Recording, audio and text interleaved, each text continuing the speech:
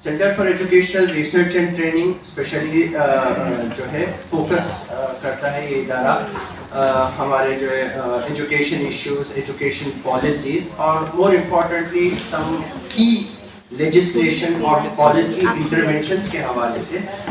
जो बहुत की मुद्दे जो आते हैं ओवर पीरियड ऑफ टाइम, इसको एड्रेस करते हुए ये इदारा काम करता है। अभी इस हवाले से खास तौर से जो है students Islamic organisation of India SIO के साथ CRT का कोलैबोरेशन हुआ। ये दो की एरियाज के ऊपर खास तौर से जो है जो पॉपुलेशन कंट्रोल को लेके है और उसके साथ साथ जो है एंटी कन्वर्जन लॉज लेजिस्लेशंस मुल्क के कई सारे राज्यों में, कई सारे स्टेट्स के अंदर ये लॉज पास हुए हैं in recent months and years. और इसके अलावा एक पूरा मुद्दा, एक पूरा डिबेट का मौजू बना हुआ है, टॉपिक बना हुआ है कि कन्वर्सेशन को लेके बहुत सारे जो है क्रिश्चियन मिशनरी इंस्टीट्यूशंस के ऊपर जो है गवर्नमेंट की नज़र रही है, मुस्लिम मिशनरीज के ऊपर। तो अब ये सब को लेके पूरा एक जो है एक पिक्चर पेंट किया जा रहा है। तो अभी ये इसकी हकीकत क्या है, इसके अंदर कितनी सच्चाई है, कितना एक्चुअली जो है कॉन्वर्सेशन को लेके इंडिया के अंदर काम हो रहा है, कितने लोग एक्चुअली बाई मॉडिफाइड इंटेंशंस और मॉल प्रैक्टिस लोगों को बहका के जो है किया जा रहा है। तो ये भी एक अहम चीज़ है, इसकी कितनी हकीकत है, बिकॉज इसके बेसिस पे डिफरेंट कम्युनिटीज़ के दरमियान जो है नफरत का माहौल बनाया जा रहा है। तो इसको एड्रेस करते हुए करना बहुत ज़रूरी है। तो इस हवाले से ये भी एक अहम एरिया दिख रहा था। तो इस हवाले से CRT ने इसके ऊपर जो है ये रिसर्च का काम किया। सेकेंड एरिया इस हवाले से जो है बहुत closely tied to this larger narrative, larger picture that is being painted is the issue of population growth. कि इंडिया के अंदर सर्टेन कम्युनिटीज के अंदर जो है पॉपुलेशन ग्रोथ बहुत ज़्यादा बढ़ रहा है, डेमोग्राफिक एंजाइटी जो है फैलाई जा रही है कि इंडिया का डेमोग्राफिक बैलेंस वो हो रहा है और certain communities would B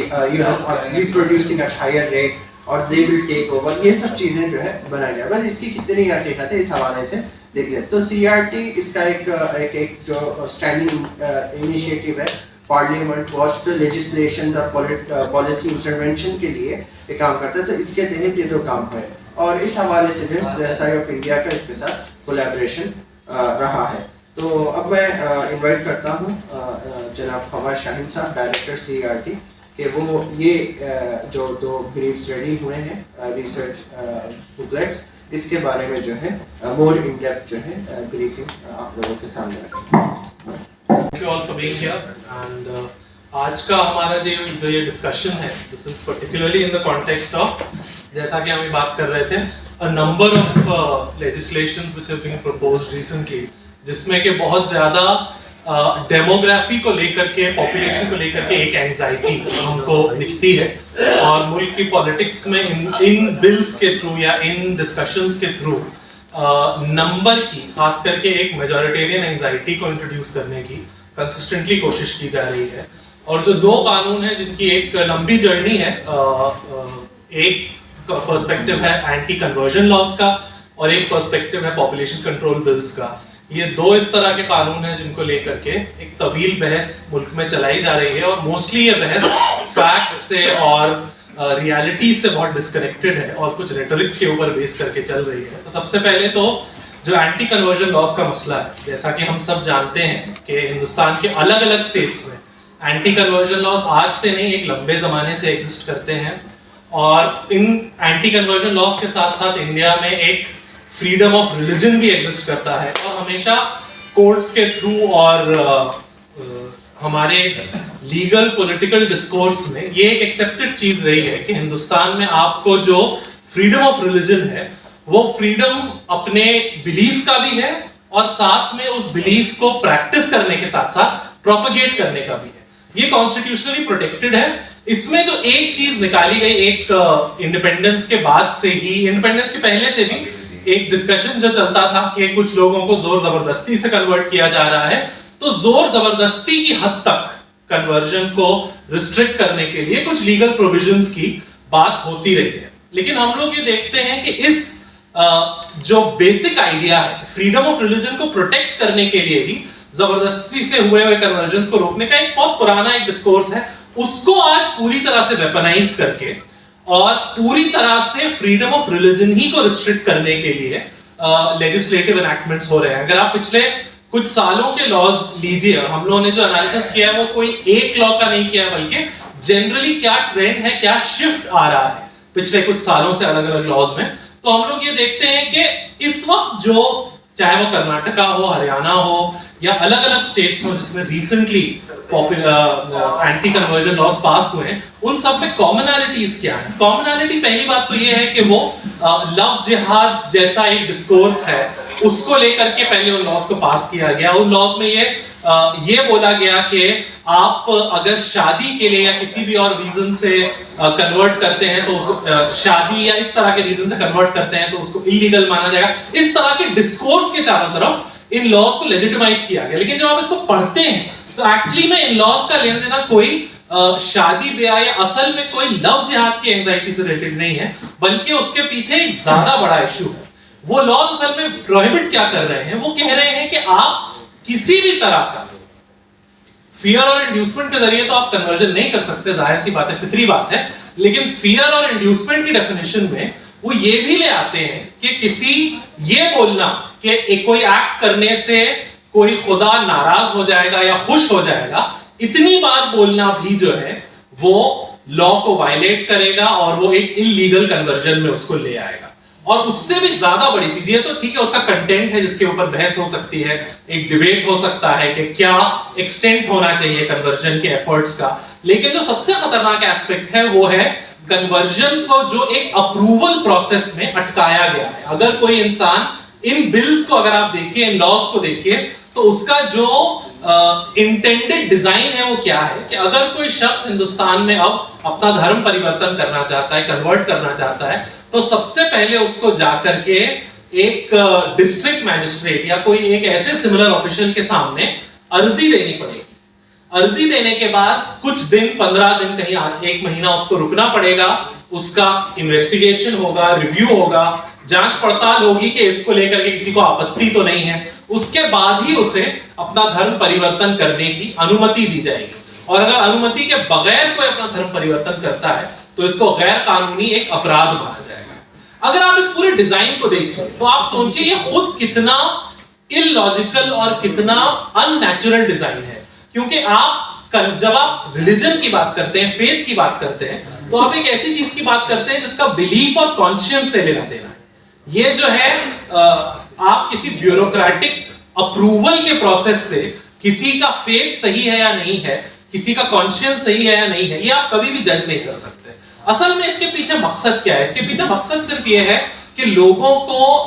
conversion के एक्ट से रोकना, कन्वर्जन के एक्ट से ही डिटर करना, जो कि कॉन्स्टिट्यूशन के खिलाफ है। कॉन्स्टिट्यूशन आपको ये पूरा हक देता है कि आप जो धर्म चाहें उस धर्म को मान सकते हैं, लेकिन उस कॉन्स्टिट्यूशन के प्रोविजन को नहीं हटाया जा सकता, इसलिए उसके प्रोसेस को इतना मुश्किल बनाया जा रहा है। और आप देखिए हमारे मुल्क में जो आंकड़े बताते हैं कि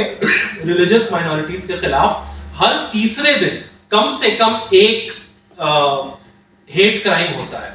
ऐसे संदर्भ में जब आप ऐसा कानून लाएंगे जहां पे धर्म परिवर्तन से पहले 15 दिन पहले, 30 दिन पहले डीएम को किसी को नोटिस देना पड़ेगा, उस पर जांच पड़ताल होगी, तो आप सोचिए आप उस शख्स को कितना ज्यादा वल्नरेबल बना रहे हैं, आप उस शख्स को कितना खतरे में डाल रहे हैं। आप उससे पर्सनली अग्री करते हो या नहीं करते हो, लेकिन उस इंडिविजुअल की जान कितने खतरे में आती है जब आप उससे कहते हैं कि वो पब्लिकली डिक्लेयर करे कि वो धर्म परिवर्तन करने जा रहा है, उसकी जांच हो, उसके ऊपर 10 लोग इन्वॉल्व हो। तो आज के माहौल में जब नफरत का इस तरह का पॉलिटिक्स है, आज के माहौल में जब हेट क्राइम्स को इतना ज्यादा इंप्यूनिटी हासिल है, ऐसे में आप अगर धर्म परिवर्तन के प्रोसेस को इतना ब्यूरोक्रेटिक रिव्यू में डालिएगा तो आप यकीनन लोगों की जान और लोगों की अमान को खतरे में डाल रहे हैं। साथ में अगर आप इस प्रोसेस के अंदर और आप जाइए तो अल्टीमेटली इसका पर्पस क्या है? अल्टीमेटली इन पूरे लॉज का पर्पस ये है कि जो आर्टिकल 25 और 26 है कॉन्स्टिट्यूशन का, उसको इनइफेक्टिव बना देना। और उसके पीछे पूरा लॉ, उसके पीछे अगर आप एंजाइटी को देखिए, उसके ऊपर क्या बेचैनी है उसको देखिए, तो क्लियरली बेचैनी जो है वो सारी आंकड़ों की ही है, बेचैनी सारी नंबर्स की है। क्योंकि एक पॉलिटिकल रेटरिक है, एक बात कह दी गई है, एक बात का डर दिलाया जाता है कि हिंदू इस मुल्क में सबसे ज्यादा है संख्या में, लेकिन जो दूसरे मजहब के लोग हैं वो अपनी संख्या बढ़ाने की कोशिश कर रहे हैं, क्योंकि ये एक पॉलिटिकल रेटरिक है, एक सियासी एक जुमला है, एक बुनियाद है जिस पे सियासत की जाती है। उसको जस्टिफाई करने के लिए फिर इस तरह के कानून आते हैं। हालांकि अगर आप कोई भी आंकड़े इंडिया में, ना तो आपका सेंसस ये बताता है, ना तो नेशनल सैंपल सर्वे ऑर्गेनाइजेशन के सर्वेज ये बताते हैं, ना तो कोई ऐसा आंकड़ा है जो बताए कि इंडिया में कहीं पे भी बड़े पैमाने पे कन्वर्जन हो रहे हैं। कोई लार्ज स्केल रिलीजियस कन्वर्जन का इंडिया में डेटा एग्जिस्ट ही नहीं करता। जो भी होते हैं स्ट्रे केसेस होते हैं, इंडिविजुअल केसेस होते हैं, और ये बताना भी मुश्किल है कि एक्चुअली कितने नंबर में होते हैं, क्योंकि वो इतना छोटा फिनोमेना है। अगर कोई वाकई में इतना बड़ा देश में फिनोमेना होता कि लोग अपना बड़ी संख्या में लोग धर्म परिवर्तन करके दूसरे धर्म में जा रहे हैं, तो ये इसके आंकड़े कई जगह मौजूद होते हैं। आज तक किसी भी बिल के डिस्कशन में किसी तरह के आंकड़े सामने नहीं रखे गए, सिर्फ एक डर फैला करके एक ऐसा लीगल आर्किटेक्चर, एक ऐसा कानूनी डिजाइन बनाया गया है जिसके जरिए से कि आर्टिकल 25 और 26 को पूरी तरह से नलिफाई किया जा सके, खत्म किया जा सके। और आर्टिकल 25-26 से आगे जाते हुए भी जो फेथ और जमीर को लेके, इंसान के जमीर को लेके, यकीन को लेकर के जो नेचुरल तकाजे हैं, जो फितरी तकाजे हैं, जो आपका कॉन्शियंस आपको बताता है, ये सब उन लॉजिकल तकाजों के अगेंस्ट जाता है कि आप एक ब्यूरोक्रेटिक प्रोसेस के थ्रू कन्वर्जन्स को रेगुलेट करें और किसी भी तरह के प्रोपगेशन को, किसी भी तरह के रिलीजियस प्रोपगेशन को आप क्रिमिनलाइज करें। ये कॉन्स्टिट्यूशन के अगेंस्ट भी जाता है और कॉन्शियंस के अगेंस्ट भी जाता है। जो दूसरा डिस्कशन देश में चल रहा है, जो जिसके ऊपर वक्तन फवक्तन सियासी शोशे छोड़े जाते हैं, वो है पॉपुलेशन कंट्रोल को लेकर के एक कानून का। ये एक और कानून है जो कि जिसके पीछे वजूहात दूसरी बताई जाती हैं। वजूहात बताई जाती हैं ह्यूमन रिसोर्स का मैनेजमेंट, वजूहात बताई जाती हैं हमारे नेचुरल रिसोर्सेज कम हैं, लिमिटेड हैं, उनको रेगुलेट करने के लिए, उनको सही से उनका यूटिलाइजेशन करने के लिए, पॉपुलेशन को स्ट्रीमलाइन करने की, कंट्रोल करने की जरूरत है। इस तरह की बातें बताई जाती हैं। लेकिन ये एक और ऐसा सियासी शोशा है, सियासी जुमला है, जिसके पीछे असल में जो बेचैनी है वो आंकड़ों की बेचैनी है। और ये जो मेजॉरिटी को डराने की जो सियासत इस वक्त मुल्क में की जा रही है, मेजॉरिटी को यह डर देना कि वो मेजॉरिटी रहेगी या नहीं, वो वाकई में उसका ही बल रहेगा या नहीं, इस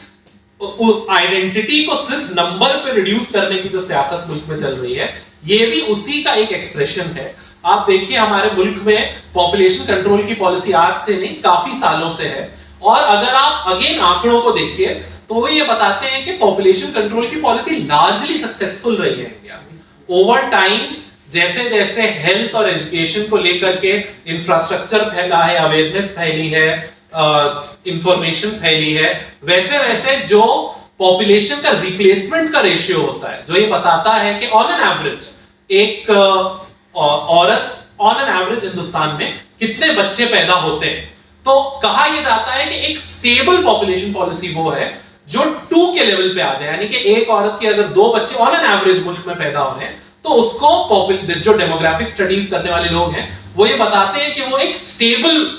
पॉपुलेशन का रिप्लेसमेंट रेशियो है और एक अच्छी पॉपुलेशन पॉलिसी। आज अगर आप हिंदुस्तान में देखिए जो लेटेस्ट एनएसएसओ के आंकड़े हैं वो आपको ये बताते हैं कि इंडिया में तकरीबन जो रिप्लेसमेंट रेशियो है वो 2.1 तक ऑलरेडी आ चुका है। तो जो इंटेंडेड असर था पॉपुलेशन, बिना किसी ठोस कानून के, बिना किसी कानूनी कार्रवाई किए, सोशल पॉलिसी के थ्रू, स्कीम्स के थ्रू, हेल्थ और एजुकेशन के इंफ्रास्ट्रक्चर को बढ़ाने के थ्रू ऑलरेडी एक स्टेबल पॉपुलेशन पॉलिसी हम लोग अचीव कर चुके हैं। उसके बावजूद बात होती है कानून लाने की, उसके बावजूद बात होती है क्रिमिनल प्रोविजंस लाने की। और किस तरह के क्रिमिनल प्रोविजंस? इस देश में पहले भी इमरजेंसी के वक्त में एक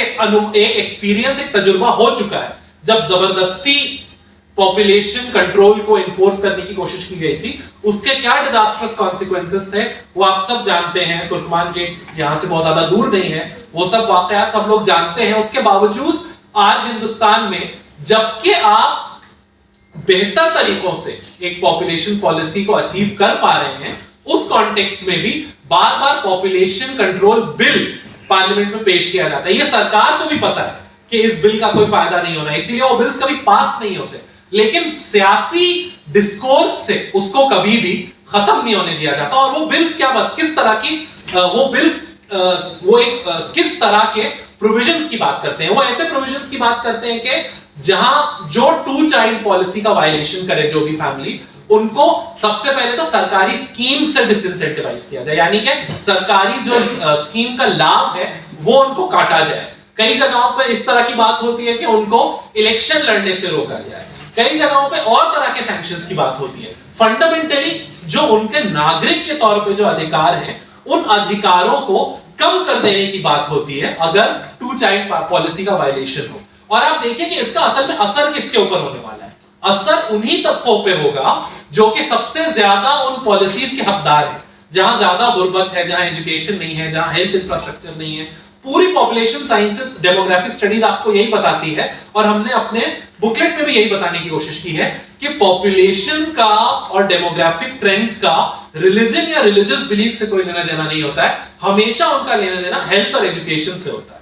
तो जो सबसे ज्यादा वल्नरेबल कम्युनिटीज हैं हेल्थ और एजुकेशन के कॉन्टेक्स्ट में, वही कम्युनिटी सबसे ज्यादा इन पॉपुलेशन कंट्रोल बिल्स का शिकार होगी। और ये सरकार भी जानती है कि इसका असल में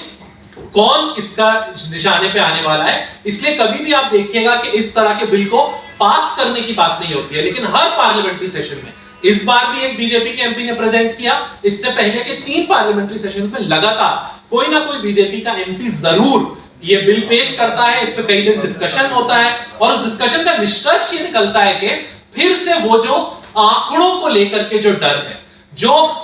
बहुमत को लेकर जो एंजाइटी है, इस मुल्क में जो सियासत चल रही है कि जो देश की मेजॉरिटी कम्युनिटी है उसके दिल में डर बिठाया जाए कि तुम्हारी मेजॉरिटी का नंबर कम हो जाएगा, तुम्हें उसके लिए सतर्क रहना है, जो बिल्कुल ही बेबुनियाद डर है। चाहे आप कन्वर्जन को ले लीजिए, चाहे आप पॉपुलेशन ग्रोथ को ले लीजिए, दोनों जगह किसी तरह के आंकड़े नहीं है जो इस डर को जस्टिफाई करे, किसी तरह का साइंस नहीं है जो इस डर को जस्टिफाई करे। लेकिन सिर्फ इस सियासत को जिंदा रखने के लिए, इस डिस्कोर्स को जिंदा रखने के लिए बार बार इस तरह के कानून को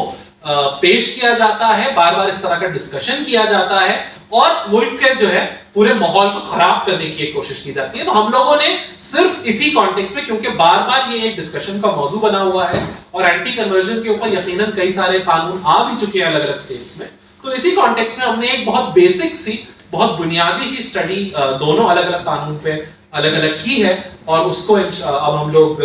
रिलीज करेंगे और आप लोग उसको एक्सेस कर सकते हैं। हम चाहते हैं कि इस एक स्टडी से कहीं ज्यादा ये जो 2 बहुत सेंसिटिव टॉपिक्स हैं और इनके पीछे जो एक बड़ी सियासत है, उसके ऊपर एक डिस्कशन मुल्क में हो सके, और इन इश्यूज की क्या रियलिटी है उसको समझने में लोगों को मदद मिले, और उसके साथ साथ जो इन बिल्स को लाने के पीछे, इन कानून की बात करने के पीछे जो असल मंशा है, वो मंशा की तरफ भी लोग सोचना शुरू करें, आकलन करना शुरू करें। बहुत बहुत शुक्रिया।